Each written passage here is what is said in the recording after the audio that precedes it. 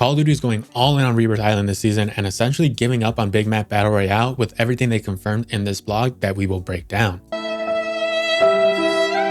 And this is very similar to that OG Rebirth where we had Control Center built out like in the Cold War era with a couple of updates and POI tweaks. For the full trailer and my breakdown, check out the video in the top left corner. Fortune's Key came back with all these cracks and divots around the map, but COD learned from their mistakes and they kept it pretty much the same. But there is a lot of content coming at launch and throughout the season for Rebirth Island other than the map being reintroduced. First off, Ranked Resurgence will be leaving Fortune's Keep for Season 3 and moving to Rebirth Island for this season. As of right now, haven't seen anything confirmed if this will be a full rank reset since it is a new map, or if you just go down a division like in multiplayer. So if you're in gold, you go down to silver, diamonds go down to plat, etc. But you got a new map to run and slay out on to rank up. Rebirth will also be getting a modified Champions quest or the new contract like on Urzikstan and Vondel. Currently, it says that once a certain number of consecutive wins or total number of wins are achieved, the ultimate contract mission will become active. Big Map and Vondel, I think you needed 5 wins in a row and 30 total wins in a season to have a shot with that contract, but we'll see if that stays the same for Rebirth. In season, we're also getting new modes coming of Rebirth Lockdown and Rebirth Resurgence Loaded.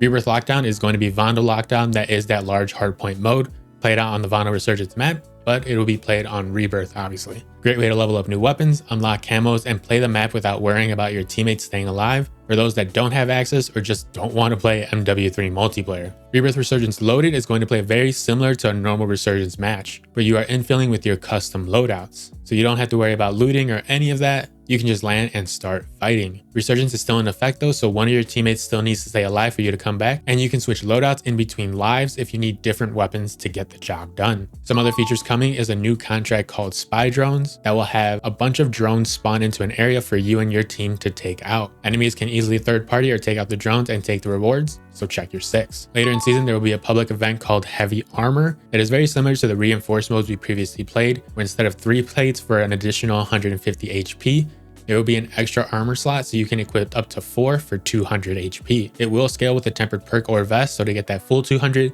you'll need to throw in 3 plates and you get 66 and 2/3 HP per plate. We also have some additional field upgrades that will be Rebirth specific of Squad Rage. This will be a combination of the portable decontamination station and Battle Rage. It seems like when activating it removes the gas around you and grants you the effect of Battle Rage to you and the teammates nearby. It will give you resistance to tacticals, infinite tactical sprint, increased health, and health regeneration. They're really trying to bring back gas plays because this combined with a PDS, maybe some stims and a gas mask, you'll be able to wait out the gas for a long time. The other new equipment is the utility box, which was in DMZ last year. Not 100% about Warzone 2, but it is the combo of the armor and the munitions box where you get fully kitted out and all extra ammo. Lethals, tacticals, or armor plates will still pop out for you and your team to carry extra. Later in season, we got 2 major elements coming to the island. There will be variations of Rebirth that will randomly happen when you infill that will change the lighting of the map.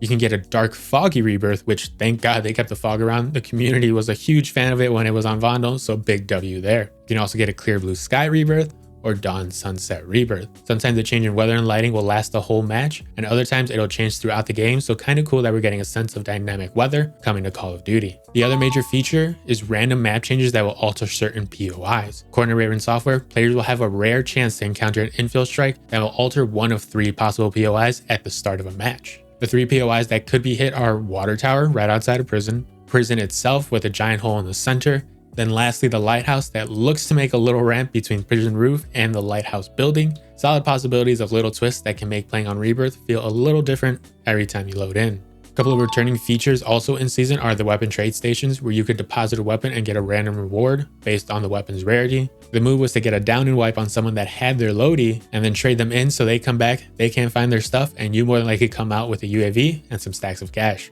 Specialists will also return where you will get all MW3 perks active, as well as the Foresight kill streak that shows all the future circles for that match. Lastly, it looks like Easter eggs will be there on day 1 as we got this section of unsubstantiated intel coming at launch. Rebirth Island has always had some great Easter eggs for big time rewards, so look forward to trying this out as people start figuring out what we have to do. But that about wraps it up for this video. If you learned something new or you like my sweater, let me know by hitting that like button. If there's anything you like, dislike, or maybe something that I missed, let me know down in the comments section. I got you covered with Call of Duty news, updates, loadouts, and more for Modern Warfare 3, Warzone, and Warzone Mobile. So be sure to subscribe to the channel to stay in the know before you boot up next. Appreciate y'all hanging with me, but above all, stay safe out there, and I'll catch you in the next one.